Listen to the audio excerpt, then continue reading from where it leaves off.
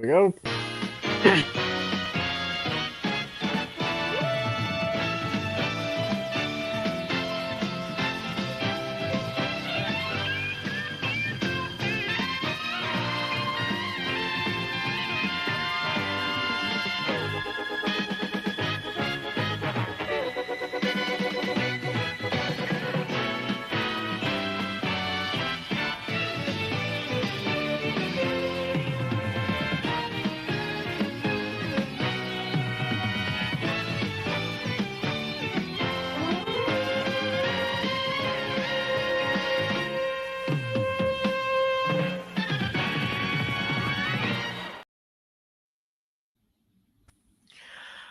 Well, hello everyone. Welcome to another edition of Fantasy Football Fever.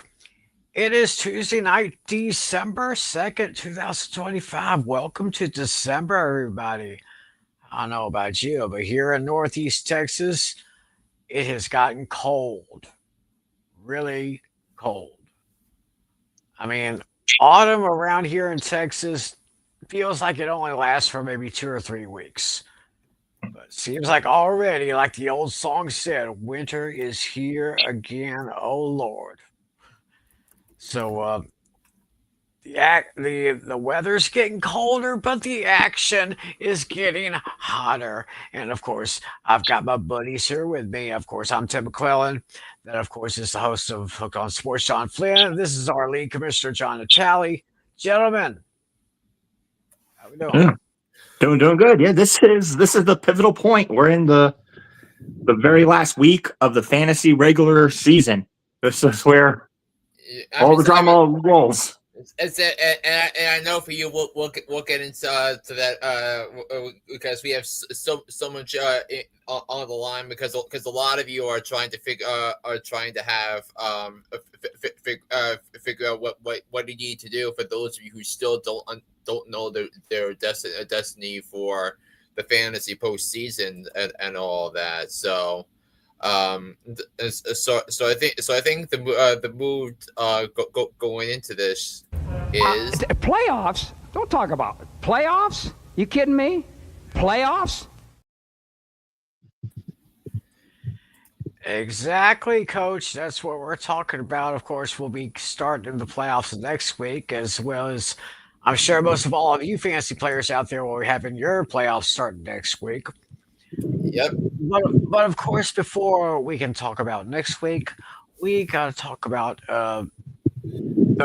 this past week in our fantasy league, and we're going to start by looking back at my matchup with Natale, and I actually was able to get my third win this year, 127-2 to 84-92 over John Natale, and I had some pretty good numbers from some of my players, including Dak Prescott, CeeDee Lamb, Rasheed Rice.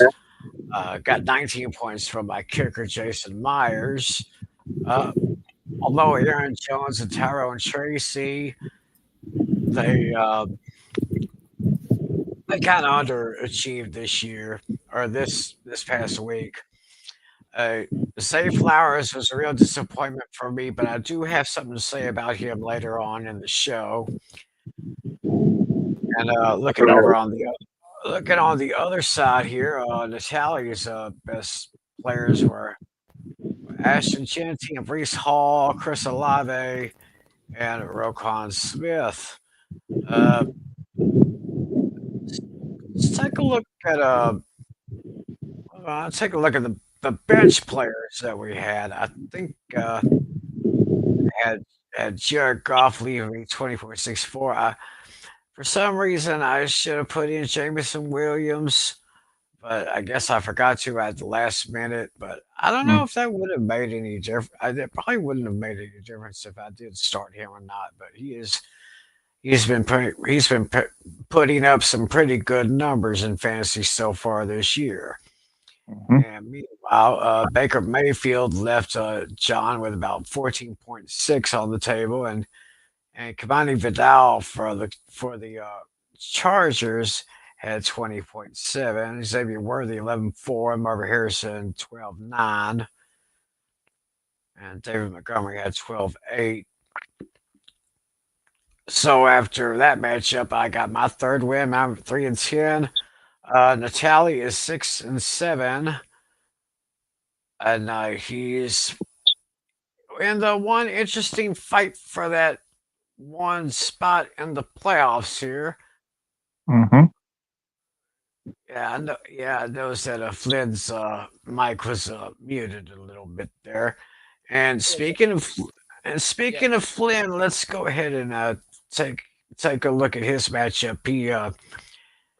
He beat David in this matchup, 143.44 to 98.38. So tell us about it, Flynn. Yeah, I mean, one thing I was gonna say, when my mic suddenly was off, but since Rasheed Rice came back in week 7, he has the exact same fantasy point numbers as Jackson Smith and Jigba. So they've been the top receivers in fantasy since week 7 because they're averaging 21.6 PPR points per game since then. So. Yeah, I mean, he's had 4 games of 23 or more PPR points, and he's been he's been a target hog for Mahomes and this offense here, and he's just been superb. So and Rasheed Rice could wind up being a league winner in our league. So. That was something I wanted to say about there. Now, as for my league, I was kind of underwhelmed with some of my things, but so I mean, Lamar Jackson looked really slow, and he didn't, and he was it doesn't look 100% healthy. But I, I got a look. I got a below average who I just acquired in the trade with Natale. So Tyler gave me 11 points. Cortland Sutton gave me 17.2. He caught a touchdown, and he almost had another one. Jordan Brooks, 12 tackles, and then the Seahawks defense / special teams took full advantage of Max Brosmer and the Minnesota Vikings over the weekend. A 26-0 shutout victory for the Seahawks in that one, and then Bosmer only had one kick, and that was an extra point in that disastrous loss. Although I will say I do have Tim McClelland back, so I have some added wide receiver depth, which I think is which could be useful. Jackson Dart came back. He left 13.56 points on the bench, and man, some of the stuff we saw from Jackson Dart was like yikes. So the not going out of bounds on that hit early on, but it was a perfectly legal hit, and you had to call it otherwise. As for David, he got 20 points from Drake May. He got 5.8 from Jordan Mason, which was kind of on the nose here. He got 15.9 from Quinshawn Junkins, 5.6 points from Stephon Diggs. He only had one catch. Romo Dunse only gave him 2 catches for 8 yards.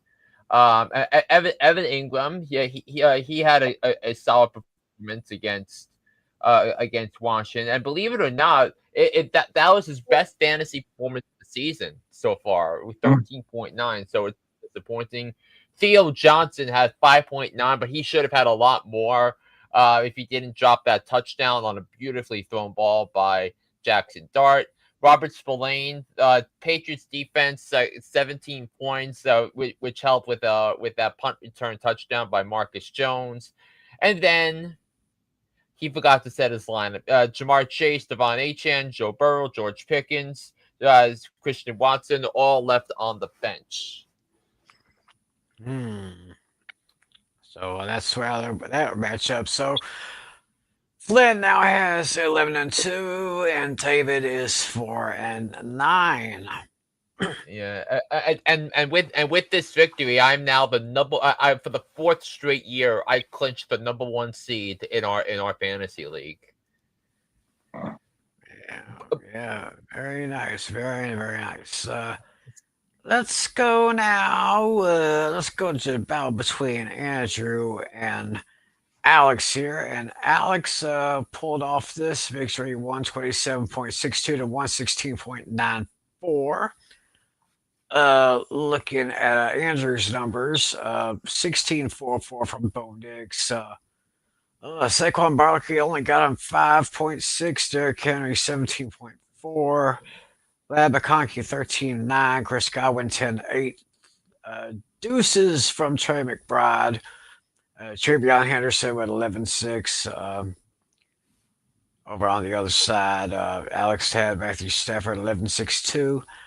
Another big day for Bijan Robinson at 30.3. Javonte Williams 17 even.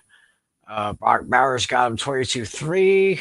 Carson Switzinger, linebacker for Cleveland, got him 10.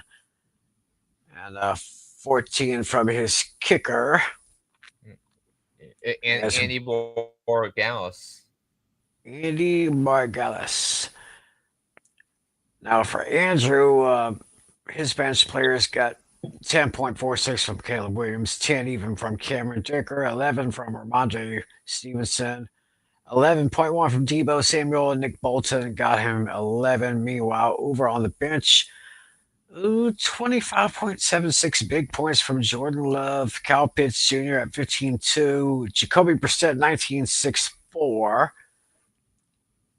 And that's pretty much how that goes. He still has Tyreek Hill and Mike Evans both on his injured reserve.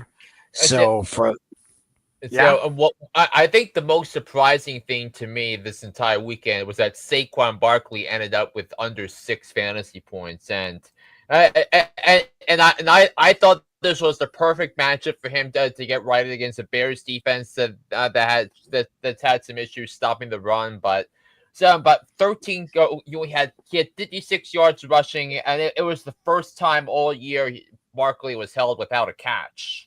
So he could have run the ball effectively against Dallas, and there's only been one game this year. It was the game against the Giants where he had better than 5 yards to carry in a game. So Saquon Barkley has been the number 13 running back in fantasy, and it's just been nothing really to write home about. He only has one game of 20 plus points, and that's why taking Bijan Robinson over Saquon Barkley was the easy choice for Putnam, and for anybody in that matter. For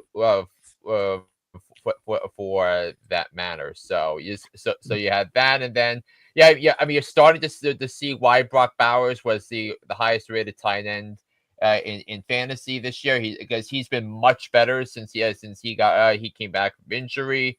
And then Trey McBride as well, putting up a monster season. I mean, crazy. He had 7 straight games where McBride's had 9 or more targets, and now this year he's scoring the touchdowns because he only scored 1 touchdown all of last year, and now he has 2, 3, 4, and he already has 8 receiving touchdowns in this season. Mm-hmm. Yeah, and so with that victory, that brings Alex to a record of 6-7, while Andrew is sitting at 8-5. Meanwhile, let's talk about Lucas and Adam here. And Lucas got this one by 115.44 to 103.72. Looking at the numbers here, well, Justin Herbert, even though his team won, I think he's still feeling the effects from his non-throwing hand injury. He got 12.84 points. Shamir Gibbs had 11.6, 18.7 from James Cook, 13.2 from Puka Nakua, 21-2 from R.J. Harvey. Now, R.J. Harvey has definitely been one of the biggest rising stars in as far as the running backs are concerned. And the Chargers defense got him 15.0. Meanwhile, over on Adams' end, he got 16.72 from Josh Allen. Jonathan Taylor, 15.1. He got 10.7 from George Kittle. Travis Kelce at 15.5. And 12 points from the kicker, Brandon Aubrey. And looking down at these bench scores, well, looks like there was a bunch of points left on the bench on Lucas's side. Trevor Lawrence at 21.66, 20.6 from Jack Ertz, 20 even from the Bills defense and special teams, and Ted McMillan with 11.3. Meanwhile, it's mind you, Ted McMillan only had one catch the entire day, and it was a game-winning 41-yard touchdown pass from Bryce Young. So McMillan salvaged something out of nothing, but he was only targeted twice. So I would have to venture that after Carolina's bye week, that I think he's going to go back to receiving 5 to 10 targets a week. So I would not. So I mean, if you're a Ted McMillan fantasy owner and you're already in the playoffs, I wouldn't fret about that performance whatsoever. right. And meanwhile, over on Adams' bench, just 17-12 from Brock Purdy and 10 from Chase McLaughlin, and only 2.68 from Aaron Rodgers. Oh my goodness! I mean that was ugly from Rodgers. 10 of 21, 117 yards. He lost a fumble, and it was just bad. So. Yeah, that was terrible. So, and after that matchup, that puts Lucas with a record of 9-4, Adam 4-9. And last but not least, we take a look at Dino and Casey. And Dino took this one 147.9 to 89.64. Looking at Dino's starters, he had Jalen Hurts with 16.3, Josh Jacobs at 10.1, Jalen Warren at 12.4, Devontae Adams 21.8, 35.2 from A.J. Brown, 11.3 from Harold Fannin Jr., 10 points from Bobby Wagner, 19 points from the Jaguars. So except for only 2 starters, pretty much got double digits with all the rest of them on the starting list. I mean that's 2 straight games of 100 or more receiving yards for AJ Brown, because he had 110 in week 12 against Dallas, and then against the Bears, 10 catches for 132 yards and 2 touchdowns. So so now those who drafted AJ Brown earlier are finally starting to get returns on their investments. Yeah, if I get this. Meanwhile, on Casey's side of the board, got 29.44 from Patrick Mahomes and 18.3 from Chase Brown. Hunter Henry only got 11.3. Very, very rare here. Amon-Ra St. Brown. He is still kind of hurt a little bit. Yeah, I mean, nobody figured that he would get hurt in the second possession of the game and not come back, and for a lot of Amon-Ra St. Brown fantasy owners, him getting hurt felt like the end of their matchups before most of the other games, the rest of the other games even started. That was a killer for his owners, for Amon-Ra St. Brown owners. So like and that's why when I thought that this matchup between Casey and Dino ended right there. Yeah, so the big question is, will Amon-Ra St. Brown be ready when the Cowboys come calling this Thursday night? Yeah, I mean that's gonna be a big focus on that, because almost everyone has every league has Amon-Ra St. Brown rostered, so we'll need to see if he's gonna go, and then And then are we looking at another big game, Jameson Williams? Are we looking at something from Isaac Tesla or someone like that? Because I think Isaac Tesla is going to be claimed by a lot of leagues this weekend. Yeah. So now we're taking a look at the standings after 13 weeks of action.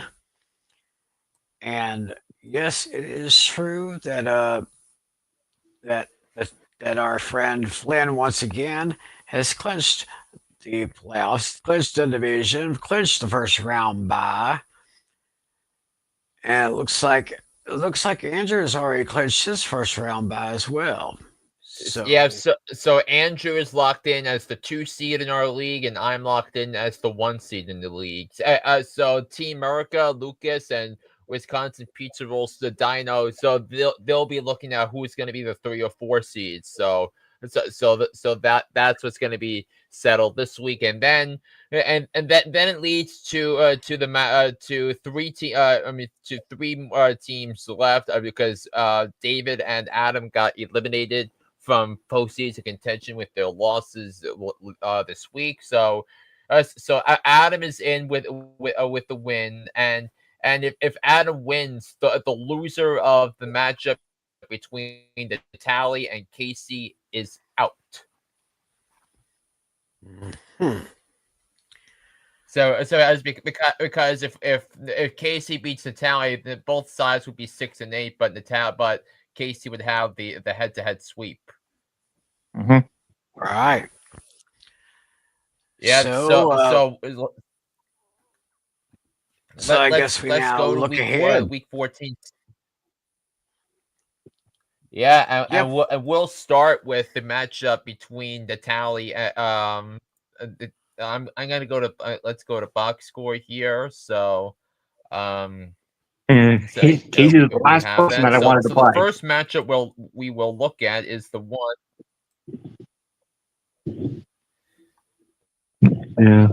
So Casey was, he's the let's last. see. Is he gonna he's gonna have to make some adjustments to his lineup because he's got some players on the bye this week. So and we'll see when it comes up. Yep, he does. He's got 1, 2, 3 players that are on the bye this week. So let's see. So he's got a running back, a tight end, and his kicker. So looking at his bench here, doesn't really have a tight end. He'll have to go fishing. Wide receivers got Jacoby Myers and Michael Pittman Jr. But not quite And he's liking got the. I mean, but both of his quarterbacks have unfavorable matchups. Daniel Jones on the road in Jacksonville in outdoors, and then Patrick Mahomes at home against the Texans. So who have suddenly who shut down the Bills and the Colts each of the last 2 weeks. So he's going to have to figure out what he wants there. He of course has the wide receiver advantage in this one, and then it appears as though Amon St. Brown is not going to play, so it could be a big break for Natale in this one. Mm. Yeah, honestly, Lucas. I mean, what's his name? Casey's the last person I want to play right now. Yeah, I mean, but his first round pick in the draft is unlikely to play. So and his tight end who he has a top 10 running back and a top 10 tight end both on the bye this week. So you looks like you caught a break and you have a big advantage right there. Yeah, but yeah, it depends if my players perform though. I got a lot of players were doo-doo last week for me.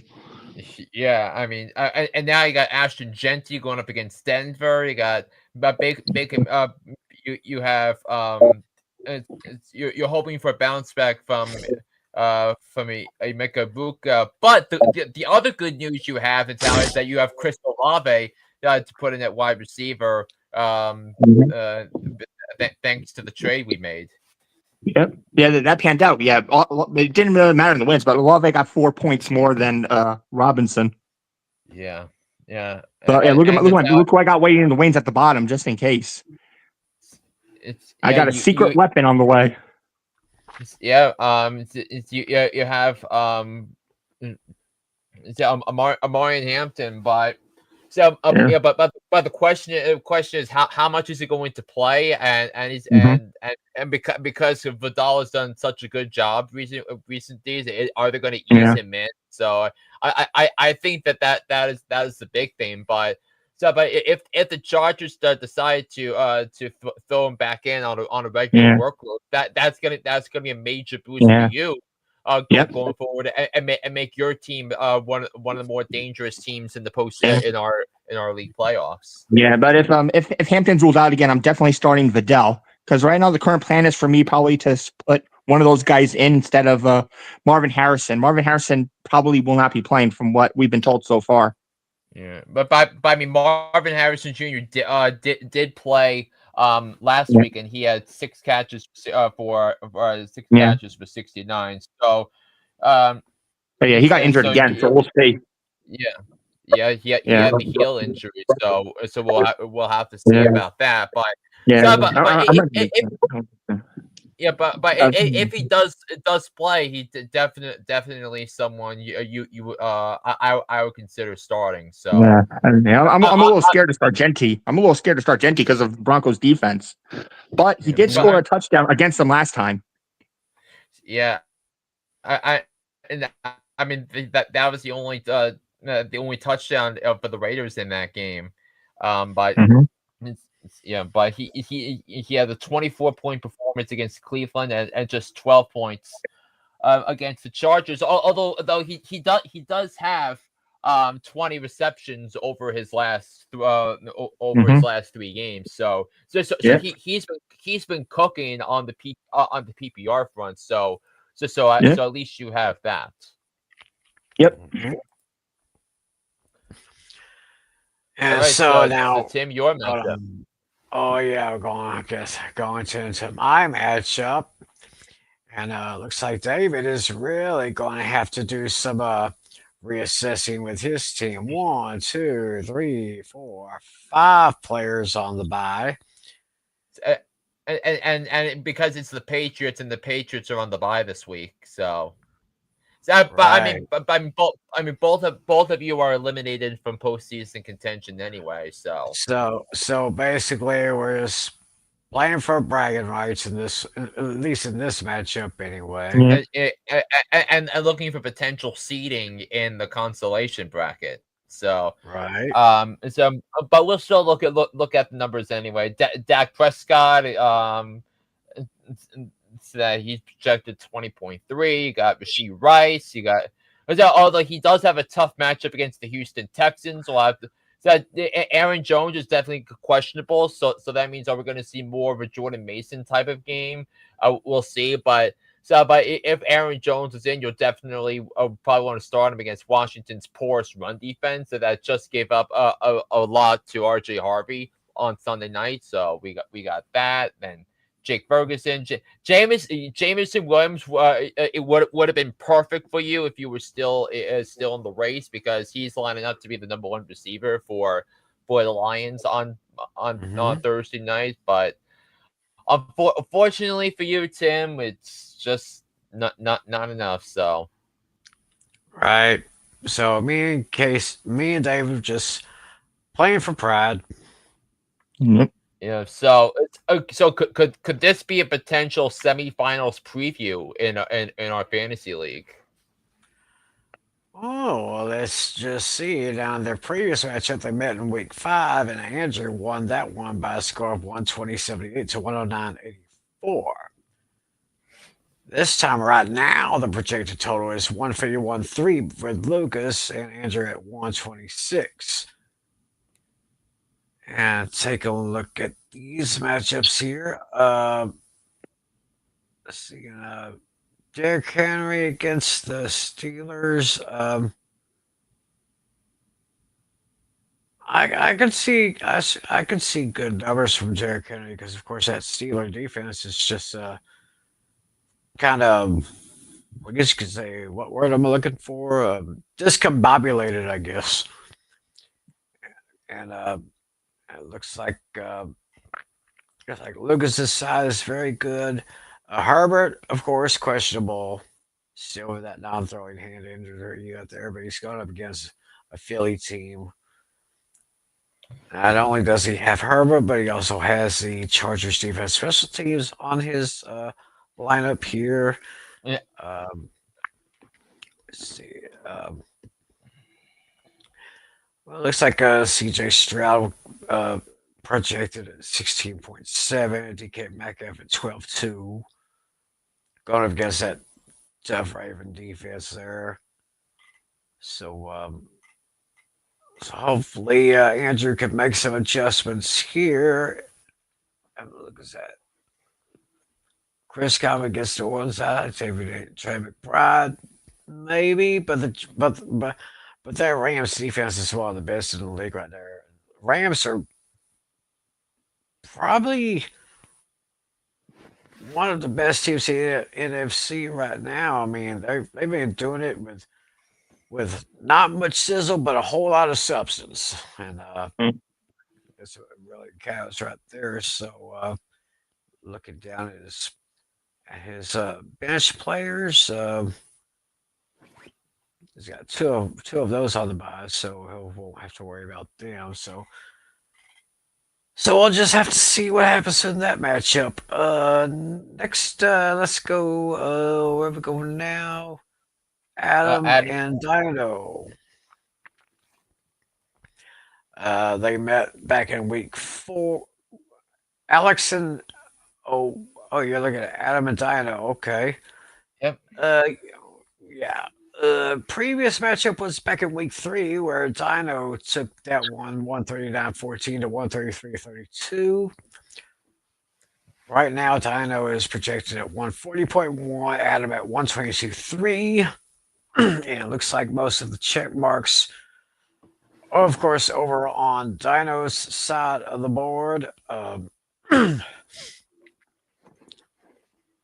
He's got some good numbers, projections for his running backs and his wide receivers there, and his flex as well. Josh Allen has a pretty good matchup against Cincinnati this week, provided he stays healthy in this one. And Travis Kelce, averaging 13-7, but only projected at 10-1, going up against the Houston defense right there. And Adam has two bench players on the bye, so he won't have to worry about them. So that's pretty much how that matchup goes. And let's take a look at Alex. Okay, Alex Cobb against Flynn. They abandoned week 4 with Alex winning that one 163-48 to 136-58. Right now in this matchup, Alex is projected at 126.4. And Flynn is projected at, my favorite radio station around here, 101.9. Yeah. That station plays a lot of 70s and 80s music. So, yeah. Anyway, going down the board on the startings here. Looks like Flynn's got 2 players on the bye this week. Yeah, and the question, I mean, because I have nothing to play for, so the question is, so do I not put anybody in, because just to make some drama between Natalia and Casey, but we'll have to see. I ain't gonna touch that. That is your thing. You do what you want to. It's your team. It's your squad. I already have the seed locked in, so we'll see.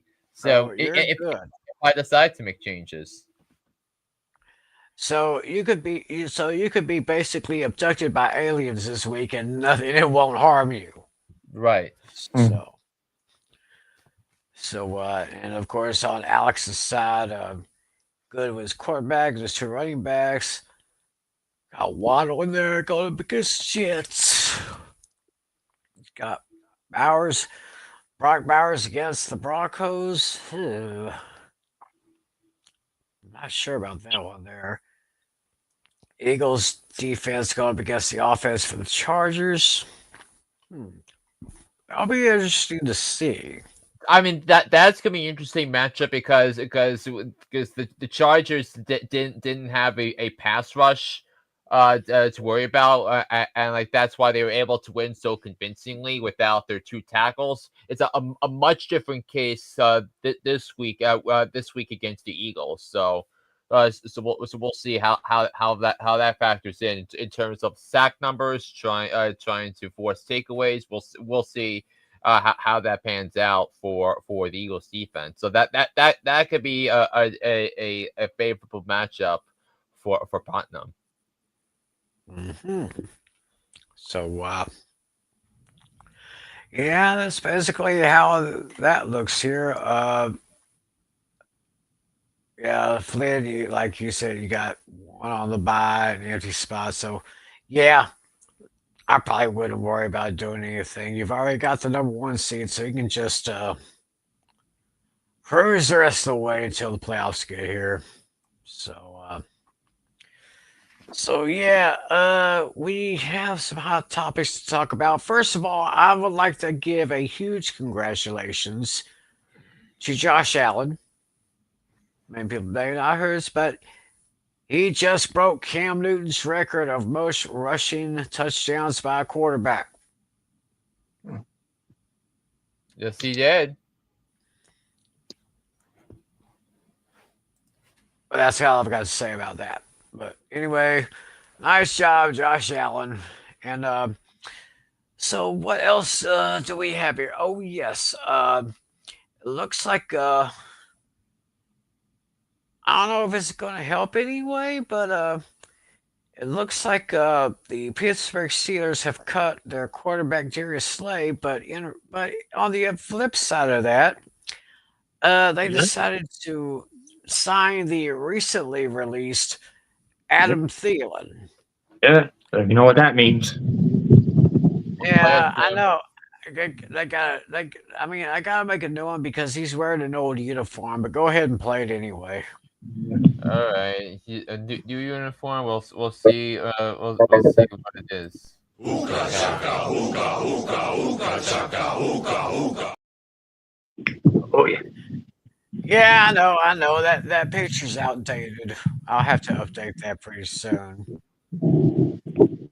Provided that if he stays in Pittsburgh or whatever he wants to do at the end of this season. But I mean, I don't know. I mean, I'm starting to think that this is probably the beginning of the end of Mike Tomlin's time in Pittsburgh. Yeah, I mean, I wonder aloud if he does get if he does say let go of Pittsburgh, if he needs to change the scenery from there. So like it's like I definitely could see him shoot to the leader the leader of the clubhouse to be the next head coach of the New York Giants because with some with an apparatus in place there. So we'll see how that pans out. But man, the Steelers have been so inconsistent. Like I didn't expect them to be to have not only lose to Buffalo but a pathetic no show on Sunday, and it felt like rock bottom for the Steelers. All right. Oh yeah, definitely, exactly. So we'll just have to see what happens. Of course, the noise in that stadium was pretty loud and pretty deafening when they were chanting the "Fire Tomlin" chants there. So yeah, we'll just have to see what happens from here on out. If he can do anything to salvage his job there, or if it's maybe too little, too late. Yeah, and he's never had a losing season with Pittsburgh, but he's very much at risk of that this year. Yeah, pretty much so. Um, so I don't really see I, any I, I, real stories here, but I think John Flynn. I think Flynn, you came across one or two.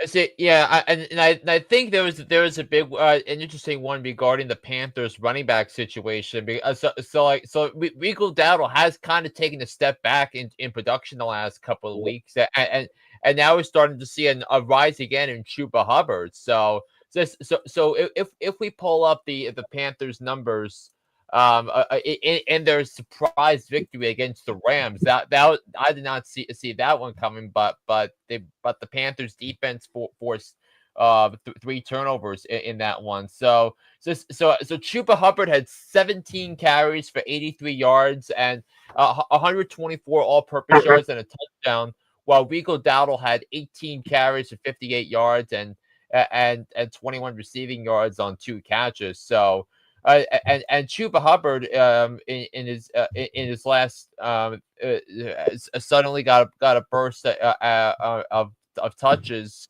that this week. So this kind of means, though, you think that it's going to be hard to start or to trust the Panthers running backs in fantasy in the league playoffs because they're not because I mean, I say playoffs because they're not playing this week on the bye. So while G brings it up and say what's the Hubbard's value? Right now, I think he's kind of at best a flex option. Maybe he's an RB2 in a 12-team league. Don't you guys think? Right now, I feel like that's what his ceiling is. Yeah, pretty much. That's like a what was that? Like a one A, 1B type of running back situation right now. Almost a 50-50 split. Yeah, which is not the situation you want any of your running backs to be. But the Panthers have been running the ball effectively in the games that they've won. So Yeah. So I don't know. I mean, Super Hubbard's coming back up. Rico Dowdle kind of sliding a little bit. Maybe. oh yeah, I don't know how to call it. yeah, and yeah. But I mean, looking at some of the better performances from tight ends this week. And would you look at this? We got Brenton Strange back. I mean, I said Brenton Strange was a deep sleeper and could possibly be a league winner. Well, 2 weeks ago he came back from injury, and he posted his 2 best numbers of the season the last 2 weeks. He had 5 catches for 93 yards against Arizona, and 3 catches of 45 yards and a touchdown on the road in Tennessee. So if you have Brenton Strange, I think because Brenton Strange was the recommendation for a waiver wire claim. I mean, I claimed him on waivers in 3 of my leagues, and that could possibly be a league winner. So, I feel like Jacksonville's offense is better when he's involved in the game plan. And the Jaguars are 6-1 in games that he's played. So definitely a good sign for the Jaguars going forward. When Strange and there was a reason the Jaguars let Evan Ingram walk, because they knew they had something in Brenton Strange, and now he is a borderline must start the rest of the way, because he has a favorable matchup against the Colts, and the Colts are 29th in the NFL in fantasy points allowed to tight ends. Oh, and by the way, they play twice this season, including Week 17 fantasy championships. So he has some really strong value the rest of the way, and yes, a strong narrative for Brenton Strange does work. Yeah, it certainly does here. I'm still trying to find something to maybe we can It's, comment on. and how about the Cowboys on Thanksgiving? We both of us predicted that they would upset the Kansas City Chiefs, and man, the Cowboys balled out on both sides of the ball. Especially on the defense, especially after the trade deadline. Yeah, Um, I felt like that was a character building win for the Dallas Cowboys because Dak threw that lousy looking interception right away, and the Chiefs scored a touchdown on that. But the Cowboys responded back. They tightened up their defense in the second quarter after the Kansas City just scored a touchdown by themselves, and they played great defense, and they did enough offensively to overcome some potential fourth quarter magic from Patrick Mahomes, and made the plays that needed to be made in order to win the game and to close out the Chiefs. yeah, so the Cowboys get past a big test against the Eagles. Then they Yeah, get yeah. then they got past a bigger test against the Chiefs, but now they probably have the biggest test so far this season. Yeah, I mean, because if you look at the Cowboys' schedule the rest of the way, they have the Lions, which I said will make the picks, and then they got Minnesota. They have a bad quarterback situation that feels like Mhm. a win. They've got the Chargers at home that feels like a win, and then they finish the season on the road against Washington that feels like a win, and then they finish the season at MetLife against the Giants. So those four feel like wins. So the Cowboys have an opportunity here to run the table here and finish 11-5-1. And could it possibly happen that the Cowboys could snatch the division title from Philly? Yeah, and right now Dallas has the tiebreaker over Philly. So I mean, I doubt it will be needed because Dallas has that tie. But Dallas has the better division record because Dallas is 3-1 in division, while the Eagles are 2-2 because the Eagles have split each against the Giants and the Cowboys, while the Cowboys have so while the Cowboys have beaten all have won the 3 games in division at home, and then they still have the 2 division road games the last 2 weeks of the season at Washington and then at New York. Okay, and I want to stay. I want to stay with the Cowboys for just this one thing. Their free agent pickup from Pittsburgh. He has been a sensational, dangerous receiver. The question is, should he get signed to an extension? Oh, I think it's crazy. I think you can use the money that could have and should have been used on Micah Parsons. You have an option for that right now because he is having a terrific season. I mean, because he already has 4 games this season of 140 or more, 130 or more receiving yards. He has in fantasy he has 4 finishes in the top 4. He is currently the second ranked wide receiver in fantasy so far this season, and he's just been playing at a high level throughout. And Pickens is the type of receiver that fits brilliantly into Brian Schottenheimer's offense in Dallas. Yeah, yeah, I'd say we do that. If you can't give him a contract, then maybe give him the franchise tag or something like that. Maybe. I'm It's not I mean sure. it would be hard to do that because if you do put the franchise tag, it, because if you do put the franchise tag on Pickens, you risk the possibility of him holding out of training camp next year. Because remember Uh, which is what happened with Micah Parsons last year. So that's right. something to consider. Yeah, that's something to think about right there. Yeah, Cowboys are really starting to be a very dangerous team right now. Riding a 3 games winning streak, heading into Detroit with a big game this Thursday night. We just have to right? see what happens there. Yeah, and then as for the Lions, because and to me their defense has flunked the eye test the last couple of weeks I said because they gave up 500 yards of offense to Jameis Winston of the Giants, and then against the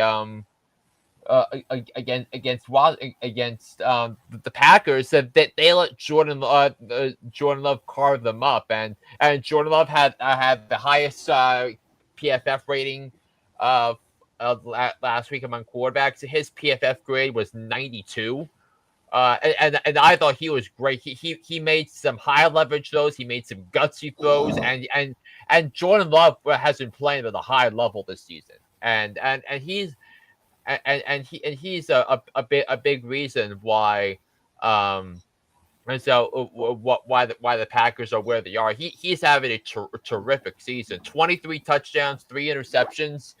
In any other year he would be a candidate for league MVP, but who would you? I would say right now the league MVP is Drake Mays to lose. Don't you think? I would agree. Drake May is having the kind of season that I still find it hard to believe, but the way he's been working the offense in New England and how they're pretty much going to take the division away from the Buffalo Bills this year. So, yeah. Yeah, we still don't know how the AFC South is going to transpire because the Colts have lost each of the last 2 games against the Chiefs and the Texans. But it feels like 10, 15 years ago, where it was always the Patriots, the Colts, and the Broncos still leading the divisions, and then Pittsburgh and Baltimore battling it out for in the AFC North. It feels like a tale as old as time. Yeah, the times have changed. The times they are changing, especially in a lot of divisions here in the NFL. So things are crazy in this thing called the National Football League. Things any given Sunday or whatever, any given week, things can happen. So I think it is time to test our knowledge and test your knowledge at home. It's trivia time once again.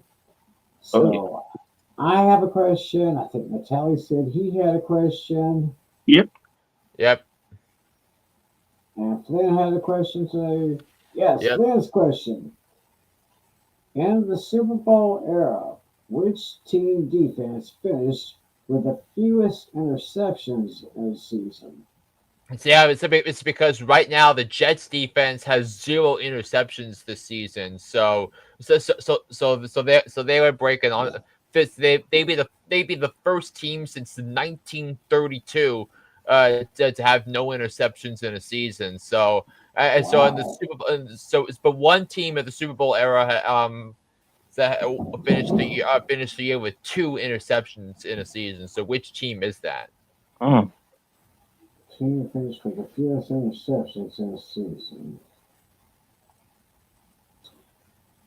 That is a very, very interesting question right there. So, Natalie, let's hear your question. Yeah, mine is going to be based on this season.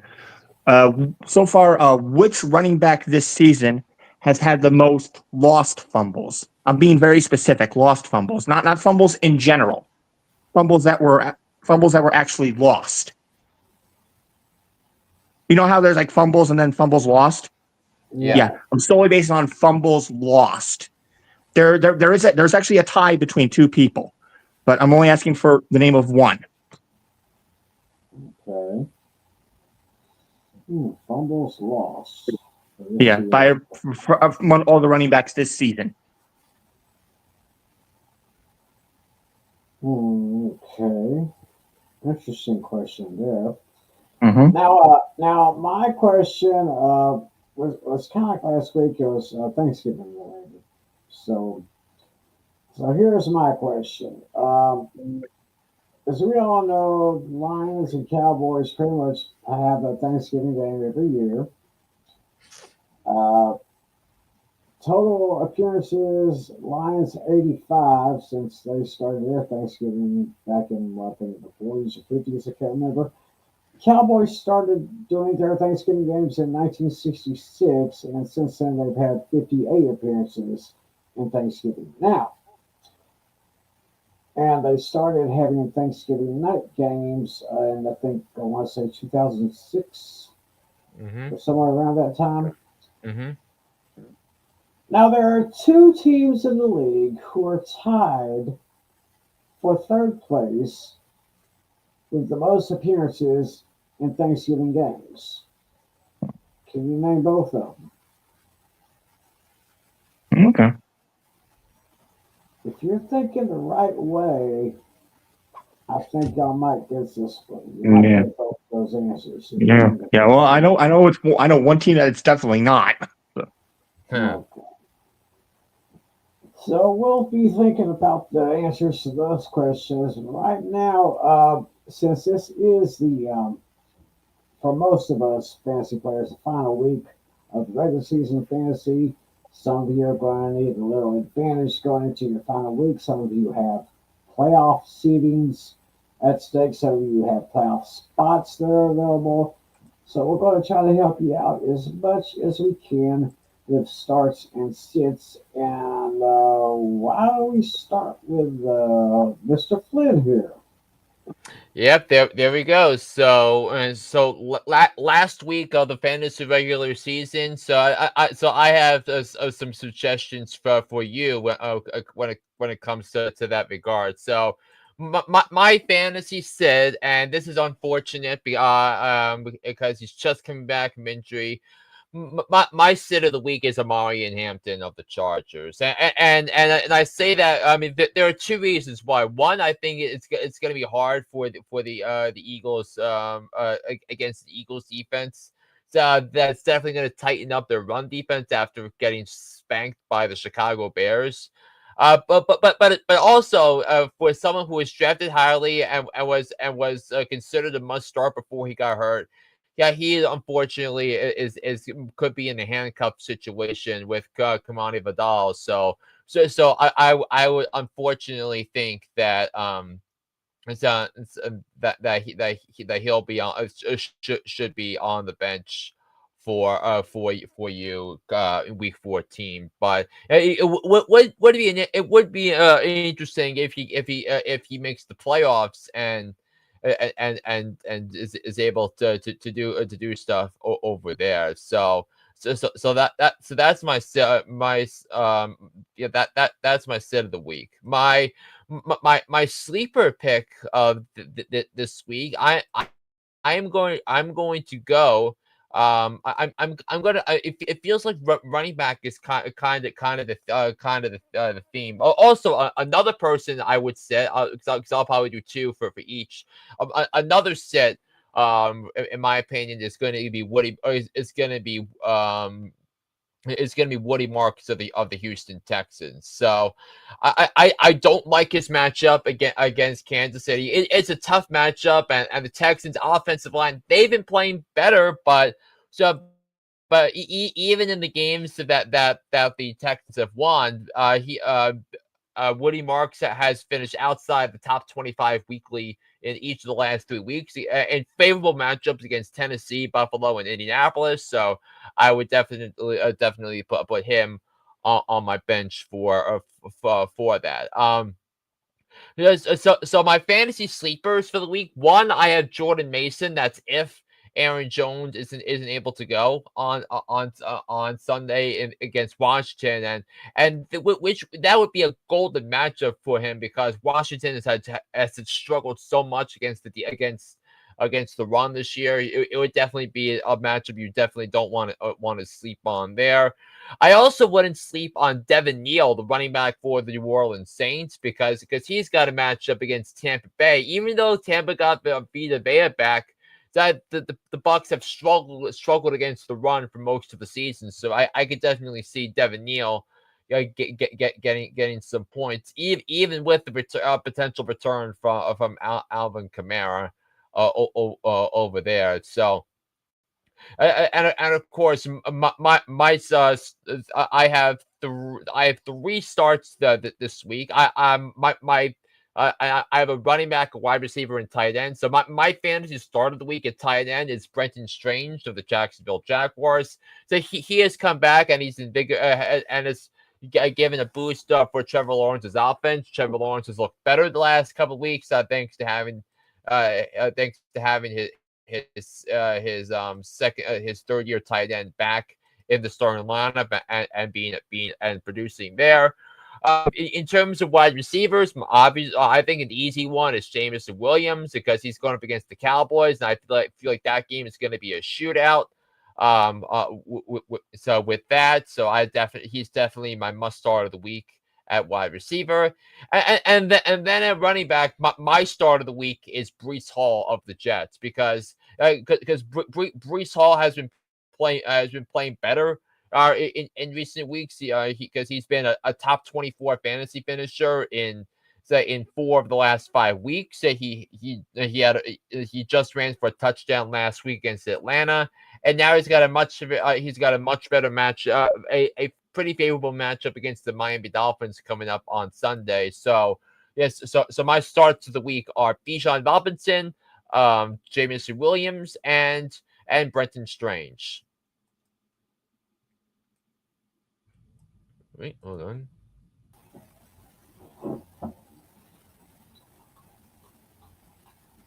All right. Very, very helpful information there. Natale, let's hear what you've got for us. Sure. Yeah, I kind of took a 1A, 1B approach with my starts of the week, and I'm taking both. I'm liking both of the Bears running backs here. Both DeAndre Swift and Kyle Monangai. Yeah, Kyle Monangai I think is very intriguing because he's had 4 consecutive games with double-digit fantasy points, and he got a touchdown in each of those 4 games as well. And DeAndre Swift also had a touchdown in the last game. And yeah, considering they're playing the Packers, one of the most popular rivalries in all the sports, and yeah, I could definitely see both of them getting a touchdown and what I could see in a slugfest matchup here. My sleeper pick for this week, like Flynn, it's going to be a Saints player, not the running back, but it's going to be a wide receiver, Devontae Volley. He's a pretty intriguing option because you don't know how Olave has some injury concerns. He was questionable last week, but he played through a back injury. So he didn't really have the most flashy numbers this past week. So should Olave get less targets potentially, he could possibly have this Volley guy as a nice filler.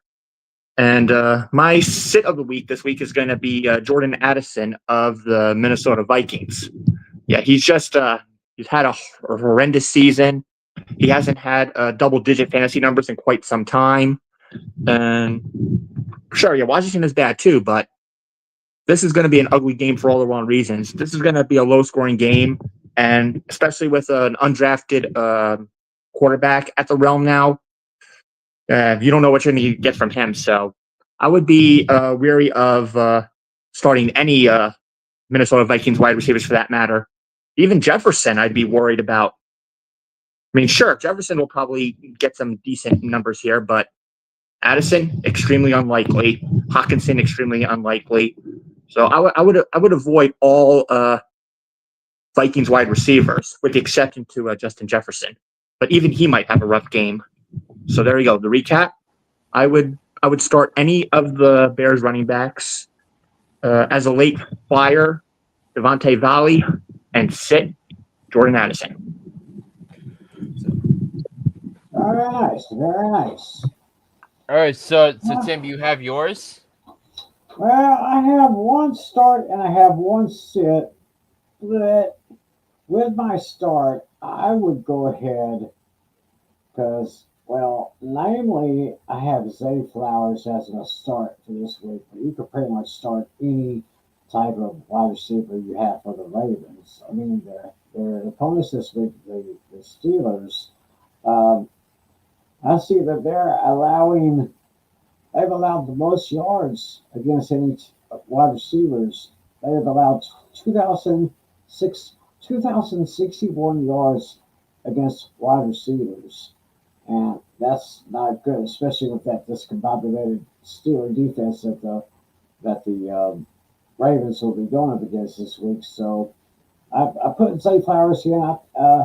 He's only had 9 out of 10 games with at least 50 yards catching. I mean, he did almost 150 receiving in the very first week. His numbers have been pretty good, not as good as they have been, but I can see Zay Flowers' numbers get up there a little bit more this week against the Steelers right there. As far as my sit is concerned, I probably sit Aranda Gaston, the tight end for the Chargers here. He's only been averaging maybe 2 receptions each game and about maybe 30 yards each game, and he hasn't really caught a touchdown since the 8th week of the season. And I expect that to continue this week because they're going up against the Chargers, going up against an Eagle defense that's pretty much allowed the third fewest fantasy points per game against tight ends. So I would start Zay Flowers or basically any receiver with the Ravens, and I'd probably sit Aranda Gaston and maybe receivers, especially since Herbert has that injury with his non-throwing arm, but it may affect him this week. So we just have to see what happens there. So that's who I got for starting to see it. And with that, we will go now into our picks for week 14. And before we do, I know somewhere Dashy's going to be watching. He's going to be mentioning this, so I'm going to mention too. We have 4 teams on the bye this week, and those teams are the New England Patriots, New York Jets, or New York Giants, actually, San Francisco 49ers, and the Carolina Panthers. So yep, I mean, so that means Christian McCaffrey, Wandale Robinson, Theo Johnson, Drake May, Stephon Diggs, Travion Henderson, Tedor McMillan, Rico Dowdle, Chuba Hubbard. Those guys are all on the bye this week. So. All right, so with that being said, we're going to go straight into our picks, starting with the Thursday night game, which features the Dallas Cowboys and the Detroit Lions. And the Lions are going to be starting at their 3-point favorites right now. And we talked a little bit about the Lions and a little bit about the Cowboys earlier. So, Flynn, I want to hear from you first about this particular matchup. Yeah, I mean, I like the Cowboys in this one. I think the Cowboys are playing some great football on both sides of the ball, and since we last last talked, Frank Ragnar had failed his physical because he apparently had a grade 3 hamstring strain. So he is out, and the Lions are banged up with injuries. So all across the all across the board here. I mean because Amon St. Brown, Khalif Raymond, their starting center is out. So I think I think the Lions are cooked. So I'm picking the Cowboys to win this game. I think it's gonna be a fun one, 31-28 over the Lions. Ooh. Yeah. All right. Charlie, what do you guys say? Yeah, actually, believe it or not, I'm actually with Flynn on this one because the Lions are not looking good. That could possibly be in danger of missing the postseason. So coming into this, who would have thought the Bears would be division leaders and number 1 seed? Who saw this coming? Really, that is freaking incredible. Lions are in 3rd place right now. 1 or 2 more losses, it's probably over. Yeah. Cowboys defense is improving a little bit here. And I think they're the healthier piece right now. even if Amon-Ra St. Brown somehow ends up playing, I don't think it's going to make a difference. I mean, but the only thing is here, I don't see it as a high-scoring game. I see more on the lower side. I'm going to go the Cowboys as well by a score of 24-21. All right, yeah, I pretty much agree with everything you said. My final score is so extremely close to Flynn. So close. I've got the Cowboys winning this one 31-27. Both offenses are going to shine in this one. Uh, Detroit's defense a little bit banged up. The Cowboys defense has been improved ever since that trade deadline. I guess this trade worked out just fine. I mean, for some reason, before the trade, when Michael was still with the Cowboys, they couldn't do anything. Now they got these guys they brought in, and the guys that have come back from injury, and now they are like one of the top 5 or top 10 defenses in the league right now. So give me Dallas by a score of 31-27. And with that, we are going to go now to the Sunday 1 o'clock matchups. Starting in Atlanta, the Falcons are home against the Seattle team that will be coming in at 7-point favorites. And I'm telling you right now, I think this may sound crazy, it may not, but the best wide receiver in the league is JSN, without a doubt. Mm-hmm. He is a serious baller. He is going to do some serious damage to that Falcons defense. I mean, Bijan Robinson, I think, will probably not even break. Probably won't. We might get between 50 and 75 yards because it's going to be tough to get 100 against that Seattle defense. I'm just going to call it right here. I'm going to take Seattle over Atlanta. Let's call it 28-20. Seattle wins and covers. Thanks. Flynn, you go next on this one. Yeah, this is the best bet of the week. I love Seattle to win. I think Seattle's going to destroy the Atlanta Falcons. And look, the way the Falcons botched the end of that game against the Jets, I mean, it is in the theater of the absurd. They gave up a rushing touchdown with less than 2 minutes left. They couldn't drive down the field to kick a winning field goal, and then Nick Folk kicks a 56-yard field goal. The longest game-winning field goal in Jets history on Sunday to beat the Falcons in the rain, in the rain and in the wind at the Meadowlands. So talk about the absurdity there. But I gotta tell you that this Seattle defense is humming, and Kirk Cousins is the quarterback. So yeah, and Kirk has been fried for a while, and if you couldn't beat the Jets, I mean, what are we supposed to do here? So I've got Seattle winning this game 33-14, and this is my lock of the week. Ooh. Nice. Yeah, I'm pretty much going to. Yeah, I'm pretty much going to make this unanimous. I do see the Seahawks winning in this one, but I'm actually going to say that they're just barely going to cover this one. I think the Falcons are going to make it interesting a little bit with Bijan Robinson getting a couple touchdowns, but it's not going to matter. They're going to cover the spread. They're going to. I wrote down they win by exactly 7 points, 31-24. Mm-hmm. Okay, so we're all going with Seattle on this one. Next, we have the Buffalo Bills. They're at home against the Cincinnati Bengals. Bills are 5.5-point favorites. And I think 5.5 is a little bit low. I mean, after what Buffalo did to Pittsburgh last week, There is no telling what they can do against those Bills.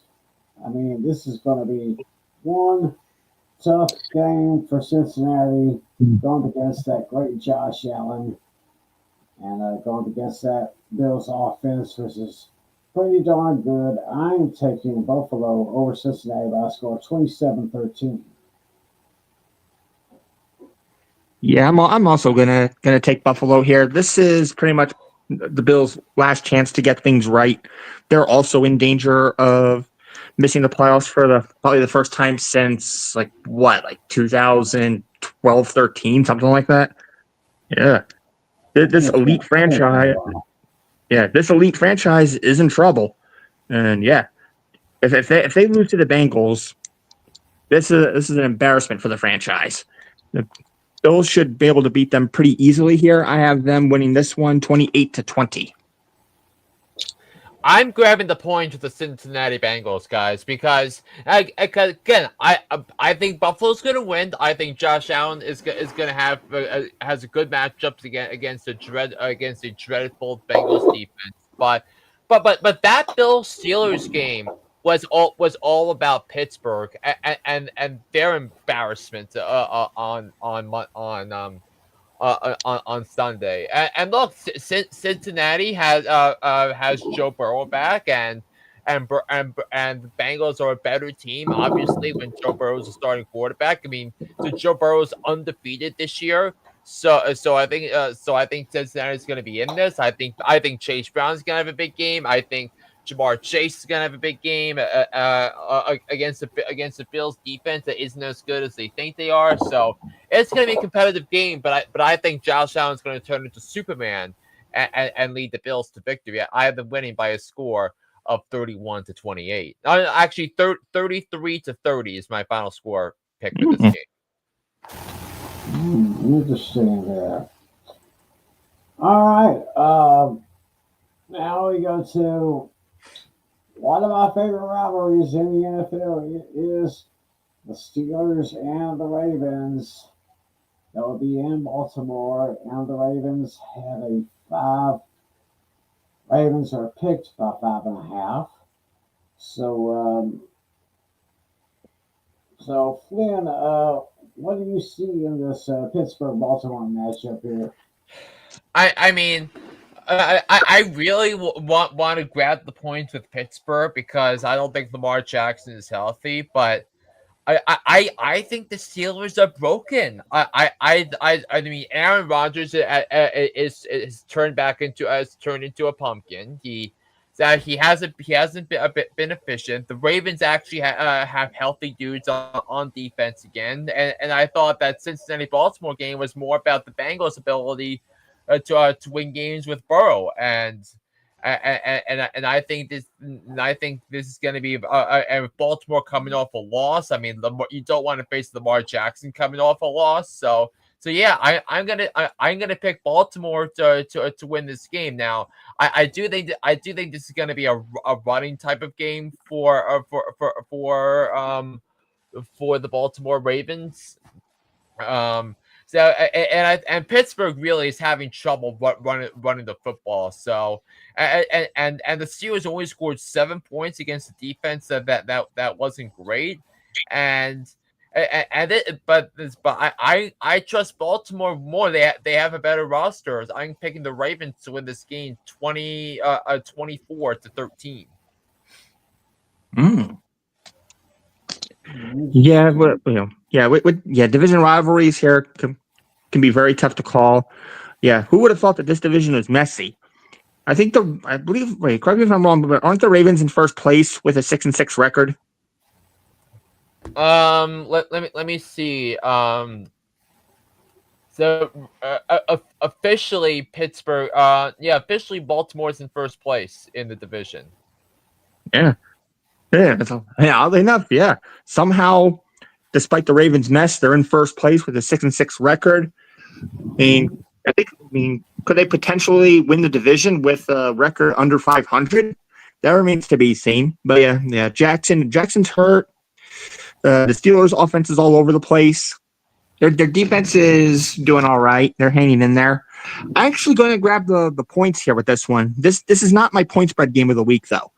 I'm saving another one for later. But yeah, Pittsburgh's going to keep it interesting at the end. But in the end, Lamar Jackson's going to prevail. His legs is going to make the difference here. He'll probably get a rushing touchdown, I suppose. So give me the Ravens to take this one 27-25. Oh, that's a pretty close one there. I got a feeling that those Fire Tomlin chants is going to be just a little bit louder this week. Since they are playing the Ravens. And, yeah, I see the Ravens prevailing over this one. This is just going to make that very discombobulated defense in Pittsburgh just that much worse. I'm taking the Ravens to win and cover, giving the Ravens 30-20.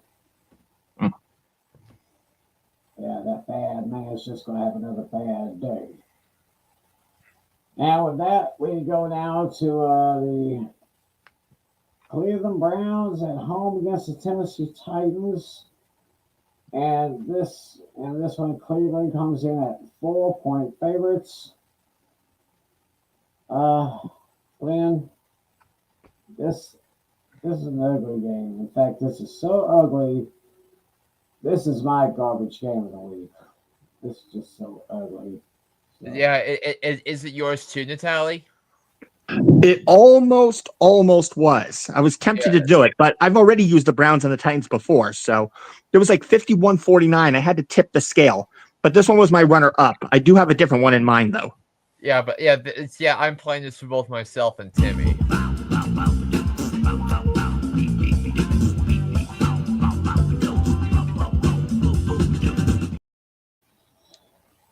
Yeah, so what do you Oh, I don't know. I mean, you got Cleveland, who right now holds the record of 3-9. Then you got Tennessee, who is at 11-1, and pretty much on their way to clinching the number one pick in the draft. This is just it's just so ugly here. I just had to throw out a score. I mean, I believe Shedeur Sanders can probably redeem himself, especially against a team like maybe the Titans. So I'm just going to make this short.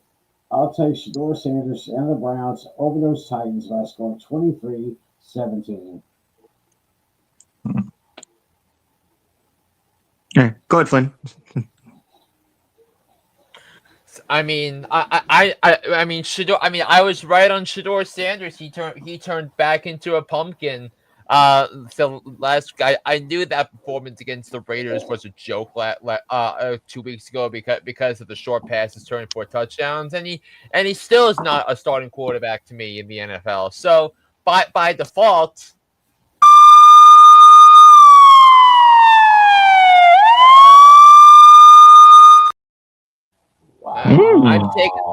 I'm taking the team with the better quarterback. I'm taking Cameron Ward and the Titans to win this game. I have them winning this game by a score of 17-14. Yeah, this one I couldn't really decide on. I had to go like back and forth on this. And as the old saying goes, yeah, when in doubt, just pick the home team. I hate to do it. I think the Titans are better on paper, but just by default, I'm picking the home team. I have the Browns. I don't feel good about it. This was my runner up for garbage game of the week. So I have a tiny score here too of 21-16. Okay, so we go from that game and we go to another matchup here. This one in the AFC South Division. The Jaguars are at home against the Colts, and the Colts are coming in at 1.5-point favorites. And usually this is one of those games when in doubt, go with the home team. But the thing is, in the last 10 or 15 years, the Jags have pretty much owned the Colts. Yeah, So, especially in at home. especially at home. So, I'm just going to go ahead, take the Jags over the Colts.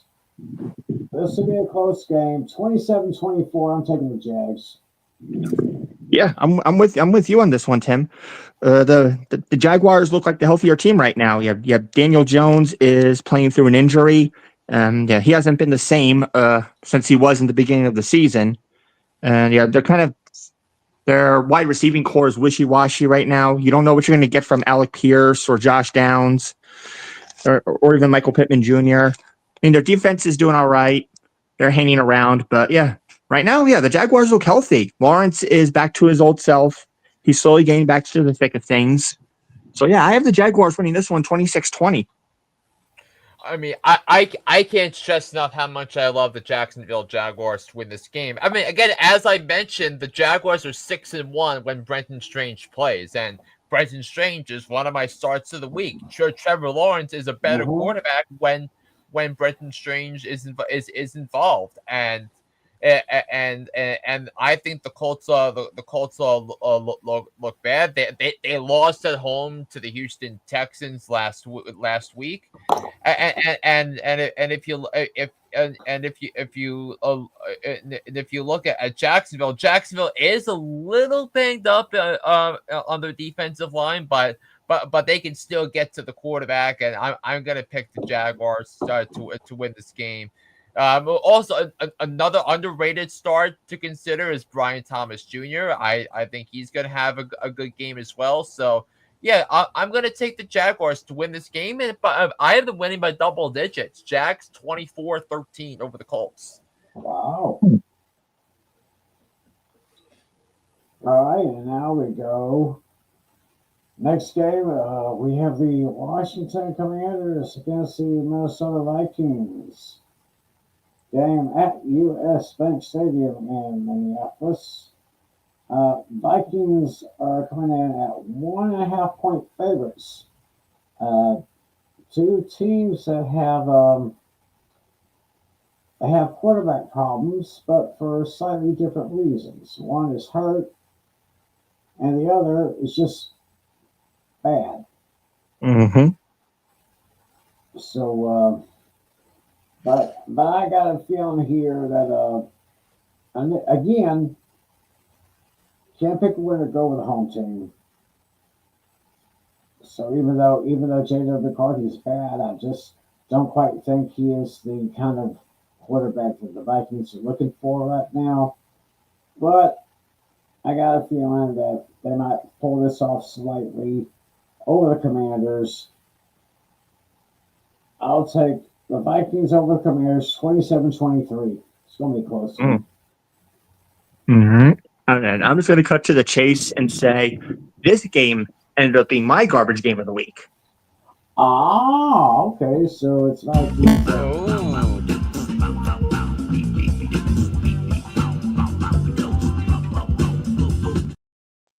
Yeah, I don't like this matchup at all for both teams. Yeah, you got the aging Marcus Mariota facing off against an undrafted quarterback. So you definitely don't know what you're going to get from either of these guys. Both of these teams are such a mess. The defense is a mess for both teams. The offense is a mess for both teams. This has low scoring written all over it. I'm just going to pick the Vikings to win this one 17-14. Yeah, I'm taking the Minnesota Vikings.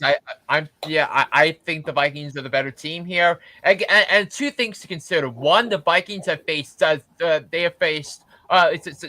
rankings of defensive EPAs of the teams they faced over the last 4 weeks. So the Vikings faced the 6th, 9th, 12th, and 1st ranked defenses in defensive EPA. Washington is ranked 32nd and last. So you go from facing great defenses to facing the worst defense in the league. So I'm gonna take the Vikings here to win this game. If Aaron Jones isn't able to go, I expect a big game for Jordan Mason. I think you could look at a good game from Justin Jefferson. So I'm actually in disagreement here with Natale for this specific week because of who they're facing, and considering how Washington play what happened with Washington on Sunday night, they said they went into overtime against the Broncos, but we didn't talk about that. It was a crazy finish last week with Denver and Washington, but that Washington Denver game had 160 snaps in it. Washington is going to come in tired. So I think Minnesota is going to take advantage of it and pounce and win this game by a score of 21-14. Mm-hmm.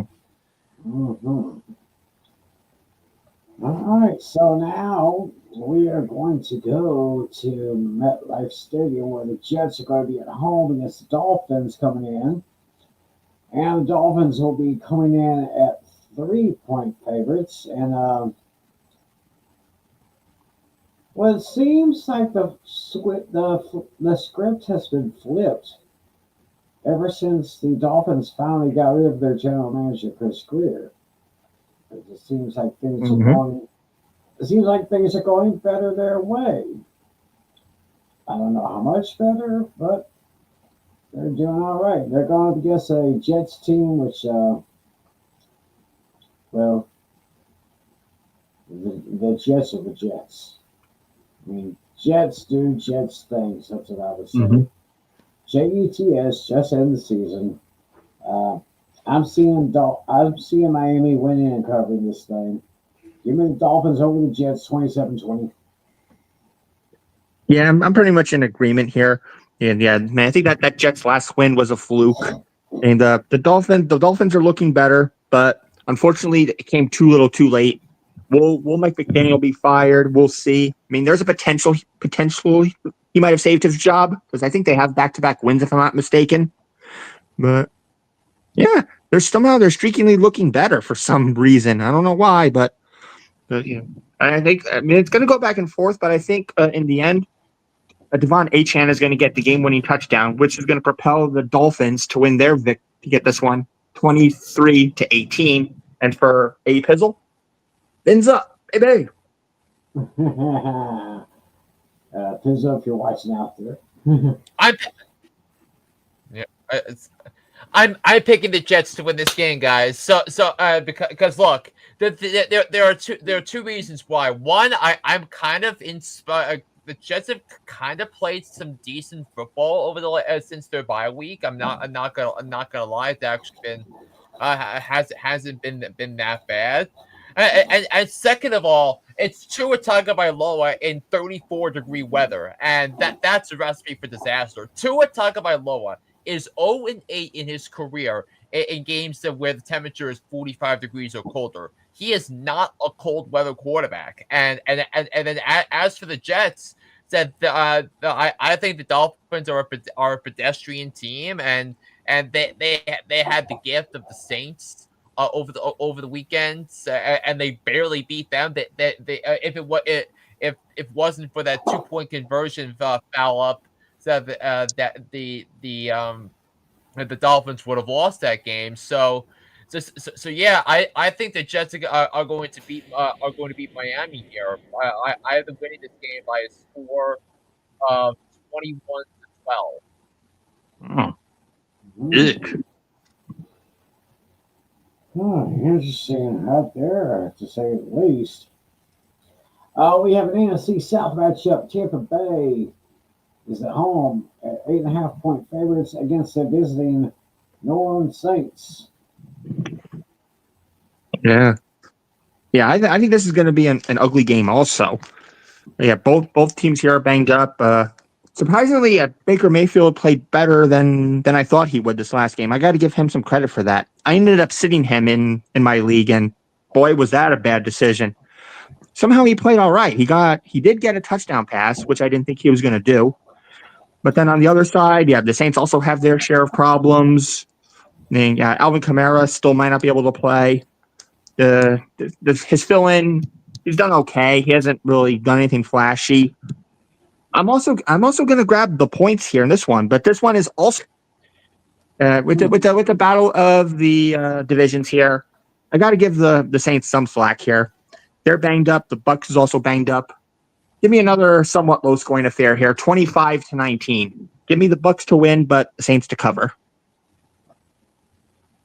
Yeah, we're sharing the same brain on this, Natalia. I'm grabbing the points with the New Orleans Saints. So it's because I'm just concerned about the Bucks' ability to stop the run because that's been their bread and butter. During this 5+ year stretch where they've played some great football, all in all, but yeah, I think the Bucks are the better team, but also remember the Bucks have Atlanta and 2 games against Carolina coming up later in the season. So those games are gonna those 2 Carolina games are gonna decide who's gonna win the division and not and the NFC South representative in the playoffs. So that's a big game for there, but we want to see, like you mentioned, Natale, is Baker Mayfield gonna be ready 100% for this? So I'm gonna grab the point to the Saints, but I'm gonna pick the Bucks to win by a score. I have 21-17. All righty then. We are now going to go to Sin City, where the Broncos are going to be coming in at 7.5-point favorites against the Las Vegas Raiders. Denver, I think now Denver is in control of the AFC West. And the Chiefs are slipping and sliding. Chargers trying to hold on. Raiders, they don't have a chance in this one. This is kind of a very this is almost darn near unfair, you know. So I'm just gonna make this short and sweet. I am taking the Denver Broncos over those Las Vegas Raiders by a score of 28-13. And the Broncos are my lock this week.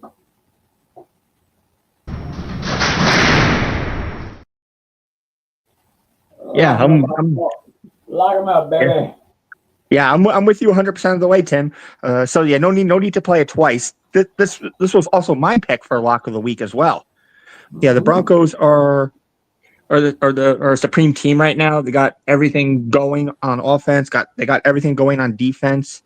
Yeah, this game is going to be, I think, kind of similar to how they played each other last time. I think the Raiders are only going to get 1 touchdown, probably 2 tops. The rest of it is going to be a bunch of field goals and stuff. So yeah, give me the Broncos to win this one, 30-21. I'm grabbing the points with the Raiders. Now, don't misinterpret. I'm gonna pick Denver to win. Don't get me wrong, but remember, like Washington, Denver's coming off a game where they had to exhaust every resource into beating a 3-8 Commanders team, and for all the winning ways for the Broncos, the Broncos have trailed in each of the 9 games that they won at one point. So so they have been sloppy at times. So with that in mind, I remember the last time that the 2 teams played, it was the Broncos only won by a field goal at home.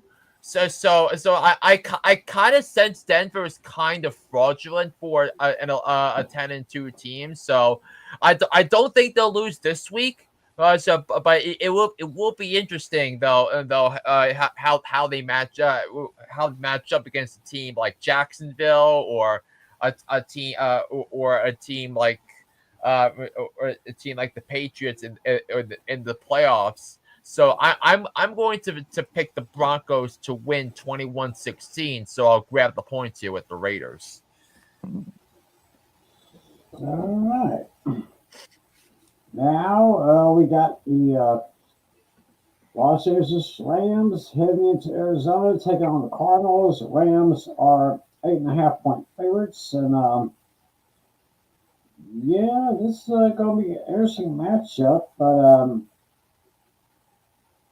this is not my point spread game of the week, but I am going to barely take the points with Arizona.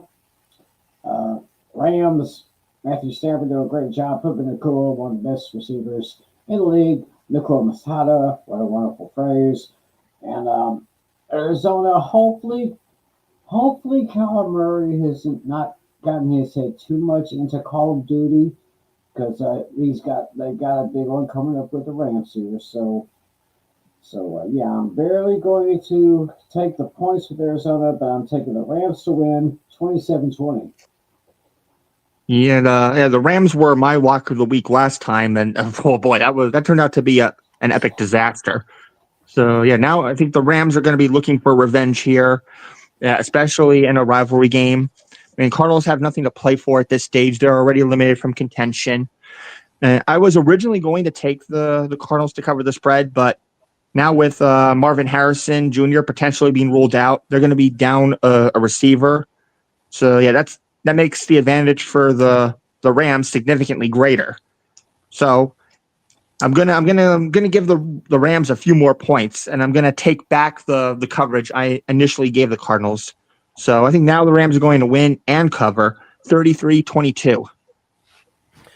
Yeah, I'm picking the Rams too. I mean, I don't think I don't think the he's gonna throw 2 interceptions and have a lost fumble in a game against the this time around. I think this is gonna be a bounce back performance for Stafford, Nakua, and Adams and company for the Rams. So this Cardinals defense has been dreadful all year, and yeah, and it's honestly shouldn't be surprising. I totally whiffed on Arizona being the Cinderella team in the NFL this year. That did not turn out to be the case at all whatsoever. So, but the one thing I will say is that the game script in this one for Arizona could be similar to the one against San Francisco a few weeks ago, where Jacoby Brissett threw the ball 59 times. So could this mean big fantasy outputs for Trey McBride and Michael Wilson? That remains to be seen, but something to monitor in this game. So I'm gonna pick the Rams to win this game though by a score of 38-24. All right, and now probably one of the big games of the week here. We're now going to. Well, it might be frozen. That tundra might be frozen by this time right now at Lambeau Field. It's the longest rivalry in NFL history. Chicago Bears at Green Bay Packers, and the Packers come into this one at 6.5. Yeah, Packers kind of holding on to a playoff spot, but Chicago is still first place in the division, and I think they have the tiebreaker. They're currently, if I read it correctly, and Flynn, you can correct me if I'm wrong on this, but the Bears are the top seed in the NFC. Yes, the Bears are the number 1 seed in the NFC with a record of 9-3, and the Packers are 8-3-1. Because remember they had that tie earlier in the season against the Dallas Cowboys. Yeah. That game damn near gave me a heart attack. But usually when the Bears go into Green Bay usually takes care of them pretty soundly. And I'm going to take, and it's at Green Bay, I'm taking the Packers to win. But this is my point spread game of the week. I'm taking the points with the Bears. I'm going to go ahead and do that here. This is going to be closer than a lot of people don't think. I'm taking Green Bay. I'm taking 28-24. I'm taking the Packers in the win, but I'm taking the Bears in points. Yeah. Tim and I are on the same brain length here. This is also my point spread game of the week, and this is also, in general, I think out of every schedule here, I think this is also the game of the week. Mm-hmm. This is definitely like a must watch here. Yeah, it's definitely going to be a very back and forth game here. Yeah, I don't know how the Bears did it, but I got to give them a lot of credit. This game is going to be kind of somewhat of a slugfest, and it's going to be so close. My score is almost the same as Tim's. I just have a slight difference. I have the same number of 28, but I have the Bears getting 27. I think it's going to be that close. It's going to be a nail biter back and forth. And I think that the Bears are going to get a little hot take. The Bears are going to get the ball on the final drive, but they're going to miss a game-winning field goal attempt. By Kyle Santos at the end. Yeah, a missed field goal by Kyle Santos to give the Packers a victory. I mean that's a bold prediction right there. Listen, I'm with you guys. This is my point spread game of the week. I'm picking the Packers to win. I'm going to grab the points of Chicago, mainly because I don't like the 6.5 number in a division game like this. I think this because I think the thing about this that people don't realize is that I think the Bears have the best offensive line in pro football. That the way they were able to run the ball with Monangai and Swift against that defense, it was certainly something to behold there. Now I think it's going to be tough though with the way Jordan Love has been playing. I think he's going to play well, but. This is gonna be a tremendous game between two supremely well coached teams. I mean, you could finally say that with the Bears and Ben Johnson, and Ben Johnson in any other year would be the runaway candidate for Coach of the Year. But I'm going to pick the Packers because I think their roster is slightly better than Chicago's. I'm gonna take the Packers to win the game by a score of 24-20. All righty then. Now we got the Sunday night football game. Very interesting one here. It's the Houston Texans at the Kansas City Chiefs that will be at GEHA Field at Arrowhead, and Kansas City will come in at 3.5 point favorites. The Chiefs are kind of slowly losing their grip on the division and slowly losing the grip on getting their 10th straight division title, which I feel that's slipping away because the Texans have a very, very good defense that I think could disrupt Patrick Mahomes. The Chiefs have lost 3 of their last 4 games. They lost that big Thanksgiving game against my Cowboys. So, Flynn, as I would say to Alex, sound the alarm if you would.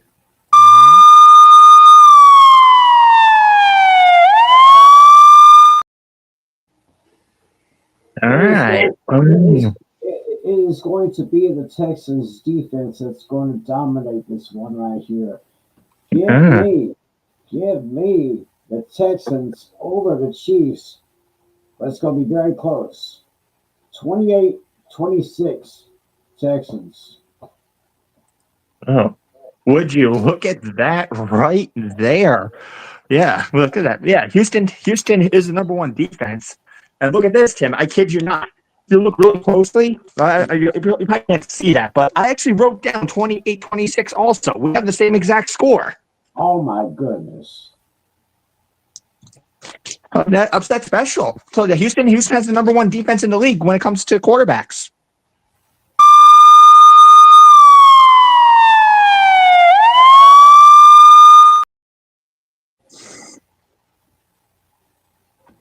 All right, is Flynn going to make this a triple sounder? I mean, I'll get into the analysis before I reveal my pick. I thought this was the toughest game of the week. This was the toughest game of the week for me to pick in terms of picking a winner or loser because it's Kansas City. They're at home coming off a loss, but I think the thing here is that the Chiefs are decimated with injuries on the offensive line, and as we've seen, as we saw in Patrick Mahomes' past, when he doesn't have an elite offensive line in front of him, he's turned into a pumpkin at times, and I don't like the configuration of this Chiefs of this iteration of the Chiefs.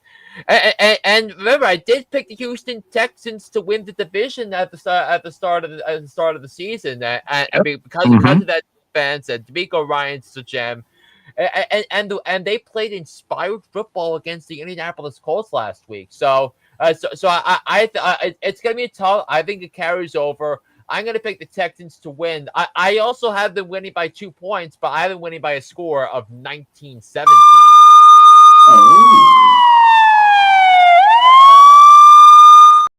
Oh, a triple upset. Triple upset special. Wow. I don't think that has ever happened before. I have 2 upset specials, while you guys each have 1. Right. So now we move on to the Monday night football game. It's the Philadelphia Eagles and the Los Angeles Chargers. Eagles coming in at 3-point favorites. And I'm going to tell you something. The Eagles are going to be fighting mad. I mean, the Eagles are mad as hell. Mm. They lost to my Cowboys, and then they lost to the Bears. And I don't know if I can see this Eagles team losing 3 games in a row. They're going against a Chargers team that's, well, they're not as discombobulated as the Steelers are, but they've got their problems too. I'm still concerned how healthy Justin Herbert is going to be able to throw the ball, even though the injury's on his other hand. And we just seeing how things go with the defense here. But I'm going to go ahead and even though I despise the Eagles just as much as you guys do, I'm going to take those chickens over those Chargers by a score of 27-21. Yeah. Despite the 3-point spread here, I'm actually going to take the Chargers with the points here. I see this being pretty close. With the emergence of O'Brien Hampton potentially on the way, we can have a nice 1A 1B punch here. That's going to keep things very close. But the Eagles are better on the offensive side. They have the better O line. They have the better receiving core, and they have the better defense too. The Chargers are definitely going to make it very, very interesting with a new offensive scheme here, assuming that Hampton plays. But even if he doesn't, I'm still going to take the Eagles to win, but I'm going to take the Chargers with the points and take the Eagles to win this one 31-29. Yeah, this could actually be a pretty monster game for Philadelphia if Dallas wins on Thursday night, like we all think they will against the Lions because of how the NFC East race would be at that time. So I'm going to pick the Eagles to win. I still think they're the better team. They have a pass rush, unlike the Raiders, and when you have the injuries that the Chargers have on the offensive line and the pass rush that can work to their favor, that can turn the Chargers offense into a pumpkin. Now the pause is that the Chargers, in spite of that, have played well at home in spite of those injuries. So that's to be seen. But the Steelers are cooked. The Raiders are cooked. But I think the Eagles are going to do just enough to win this game. I have them winning by a score of 23-16. Alrighty then. So that's pretty much how we're looking right there. It's time to answer our trivia questions for this week. And Dashy had one. We'll get to Dashy's after we get to ours here. He had one earlier. I haven't even paid attention to everybody sending the messages, but hey, we love you guys watching. Spread the word. And we'll get to our questions now. In the Super Bowl era, which team defense finished with the fewest interceptions season? Yeah, and I'll give you a hint. So the 2 interceptions that this team had, one of them was thrown by Philip Rivers, and the other was thrown by Josh Rosen. So that's your hint. Well, since you said Philip Rivers, there's really only one person it can be. Oh, wait a minute. Oh, I goofed. Never mind. Okay, hold the phone there. Well, actually, I'm going to go with my original gut instinct since you mentioned the team's name while you're introducing the question. So for that reason, I'm going to say the Jets. So you're going with the Jets. So what do you think? Yep. I'm just going to go out on a limb and say the Jaguars.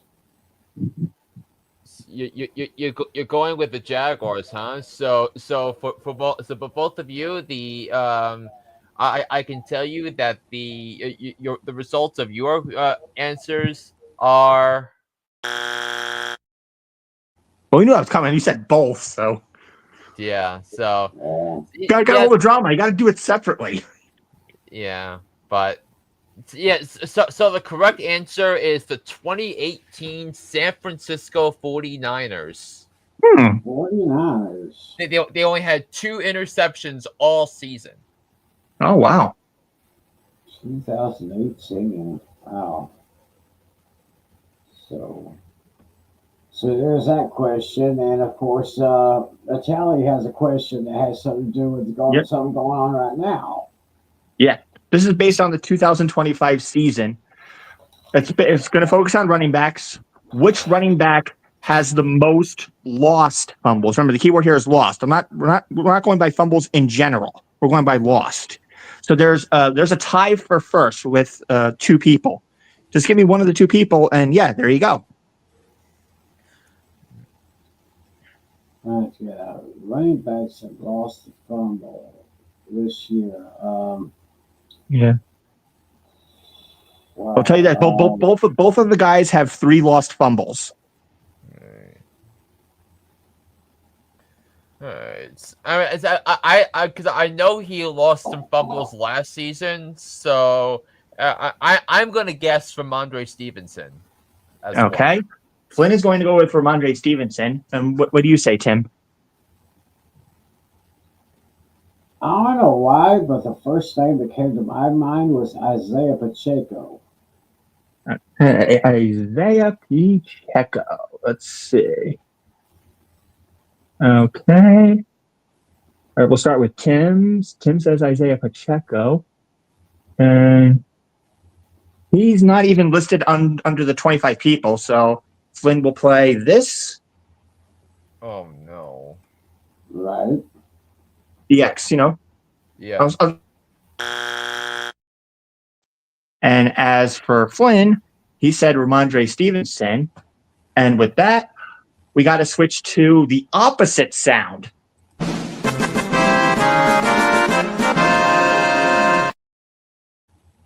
Nice. He was one of the players with 3. Well, just for the heck of it, Flynn, let's see if you can name the other player that has 3 lost fumbles. I remember there was an insane stat about him. Because I remember one of those was one of the biggest lost fumbles of the season. Because it was that game where the Ravens blew that big lead against the Bills. So I'm gonna go with Derrick Henry. Good guess. Derrick Henry had 2 lost fumbles, but the other guy was Tony Pollard. Oh, he also had 3. But there we go. Let's try a bonus just for the heck of it. Who had the most fumbles in general? And so it's none of the players that were mentioned. Who has the most in general with 4? We'll figure a redemption question for Tim. Let's see redemption. So the most fumbles in general. Yeah. So one person has one running back has 4 fumbles this season. Technically he lost 2, but he has 4 in general. And it's not Ramondre Stevenson. It's not Isaiah Pacheco. Correct. Well, who would have that terrible of a team to? Well, I know Tennessee is a terrible team. Yeah. We'll do a hint. It's not a terrible team, but it's a team that's playing far below expectations. Far below their expectations. Yes. Yeah, I believe if the playoffs started right now, this team would not be in it. That's the final clue I will give. Well, let me just make sure. Let me check the playoff bracket first. I want to make sure that I'm correct here. Oops, let me just say. I don't want to get ahead of myself. I want to check just to make sure I'm not like messing up here. Let's see. I'm almost positive that we're not being the playoffs right now, but I just want to make sure if my laptop will cooperate with me. Oh, okay, never mind. This team would be in the playoffs, but right now they're playing far below expectations. That's the final clue I will give. Okay. They would be in the playoffs right now, but they're playing far below expectations right now. Okay, below expectations. Jalen Warren. Okay, Jalen Warren. What do you say, Flynn? I mean, if you said below playoff expectations, so it would have to be James Cook then, because it's James Cook. Yep, you did it again, Flynn. James Cook. James Cook. Oh my. 4 fumbles he has this season. Wow. How many have fumbles did he lose? 2. Okay. All right. All right, so now we got Tim's question next. Yeah. So my question has to do with the. Oh my God, where did it go? Did I accidentally erase that? Well, my question had to do with teams playing on Thanksgiving. Of course, Cowboys and Detroit Lions play every year. Of course, the Lions started their tradition earlier, but there are 2 other teams that are actually tied for 3rd place with the most appearances in Thanksgiving Day games. Can you name them both? Yeah, I might have an idea because I mean, considering it's mostly NFC dominated, I would presume it would be NFC teams. Usually, the random game comes from the AFC side, and I feel like it's going to be like division rivalries here. So it could be the Packers potentially, could be the Bears. On the other side, the Eagles maybe. I'm going to go with the Packers and the Bears. I'm gonna go with the Cardinals. Like, I mean, didn't they host Thanksgiving games back in the day before the Cowboys came? So I'm gonna go with the Cardinals. Oh, okay. Well, you said tie, so there's one more person. Cardinals and who? So you mentioned the Cardinals. There said 2 teams. So Natale said the Packers and the Bears. Yes. And Flynn, you said the Cardinals and who else? Oh, let's see. I'm gonna go with the Chiefs, honestly. Chiefs. Interesting. So Flynn, you said the Chiefs and the Cardinals. Yep. No. And no. I had to buzz you twice because both of those answers are wrong. For who? Flynn or me? For Flynn. So I got one right. It wasn't. Actually, Natale, I could give you this here. Oh, so half a win, I guess.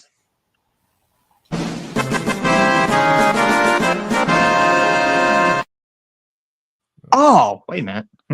You got both of them right? You got both of them right, Natale. It was the Bears and the Packers. Oh, and you asked that question because the 2 teams are facing each other this week, huh? Isn't that right? I hadn't even thought of that. Yeah. But No, I remember the Packers playing recently too. That was kind of what led me to guess that. Let me give you this. The Bears and the Packers have made 38 appearances on Thanksgiving. Flynn, you said Arizona Cardinals. They've appeared in 23 Thanksgiving games. It's, I'll say that as the Chicago / St. Louis / Phoenix / Arizona Cardinals. Right. And the Chiefs have only made 11 appearances.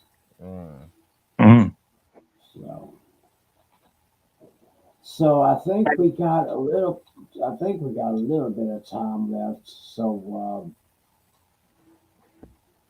wait a minute. What did Bad Power say? Wasn't that been a good question for last week? Well, I mean, I hadn't thought of it. Like with the Bears and the Packers going against each other. I mean, like I said, I hadn't thought of that. But I think if Dashy is still here, he had a question. So I think his question was Thanksgiving related. So I guess we're going back to Bengals forced turnovers on the Ravens offense on Thanksgiving night for the first time since 2007. So named the head coach and the starting quarterback. Okay, so he's probably thinking about who are the head coaches and the starting quarterbacks for the Bengals and the Ravens in 2007. I mean, well, I know the head coaches for both of those teams back then, so that should be easy. Would be Marvin Lewis and Marvin Lewis and Jim Harbaugh. No, that was the last year for Brian Billick. Oh, Brian Billick. Oh yeah. So I'm thinking it's Marvin Lewis and Brian Billick, and the starting quarterbacks. So, I'm trying to think. Did Carson Palmer play in that game? Carson Palmer. Oh yeah, I think he was around that year. Yeah. Or was it Andy Dalton that year? Definitely not Andy Dalton. Definitely not him. Okay. I think that first one is right then. So the Ravens it might be a journeyman. I think he might. I'm trying to figure out who's like one of those journeymen. Jim, what's his name? I'm trying to think. I'm thinking of that quarterback that played for the most teams, like 14, 15 different teams. What's his name? I think he's still playing. What's that guy's name? Are you thinking of Josh Johnson? Him. That's what I'm thinking of for the Ravens. I thought he might have played for them that year. I want to say, potentially. I think it was Carson Palmer and Joe Flacco. That's what I'm thinking of. I don't think Joe Flacco was playing for them in 2007, though. In 2008, he was. Yeah. 2008 he was. Yeah. So that Josh guy. I'm thinking of him for the Ravens. Yeah. Anyway, we did not do a start or a quarterback stardom this week. So Wallachi is asking us which quarterback who is your quarterback stardom pick for the week. So that's to start a quarterback this week. Quarterback for week 14. Let's see. Check the matchups. I would start Jared Goff and Jordan Love. This week I would also consider starting Jacoby Brissett among the non-givens.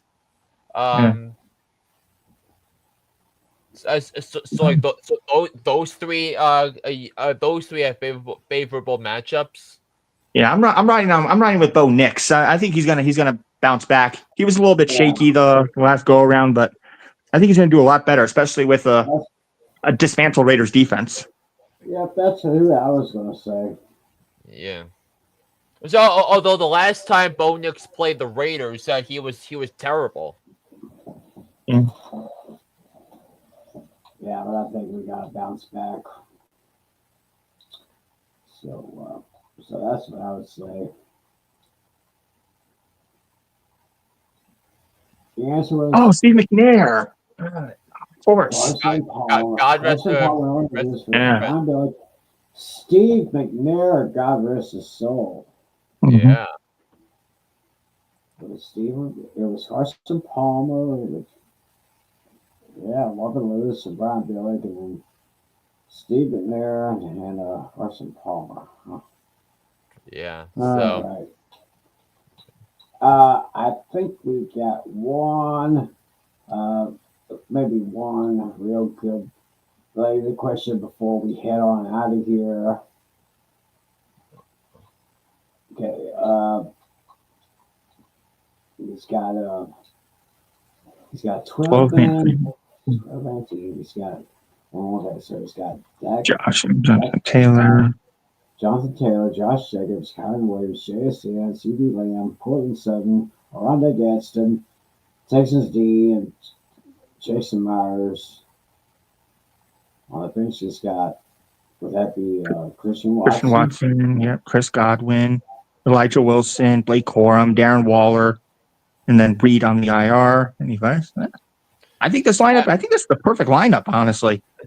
I would think so too, right? I think this is a loaded team. I think Gadsden has some matchups in this one. It's like I could for the Chargers. So looking at their schedule, I'm looking at potentially Kansas City, Dallas, and Houston. Weeks 15 to 17. Those are all kind of neutral matchups for tight ends. So I could see Gadsden, especially as he maybe trying to get him more involved. But it's been tough going for him recently because like the injuries to the offensive line pieces he's been kind of a victim of that. So So that remains to be seen on that front, but it's a maybe pick up another tight end and drop Emmanuel Wilson just in case. So that's how I would approach it. Mm-hmm. Well, that does look like a pretty solid roster.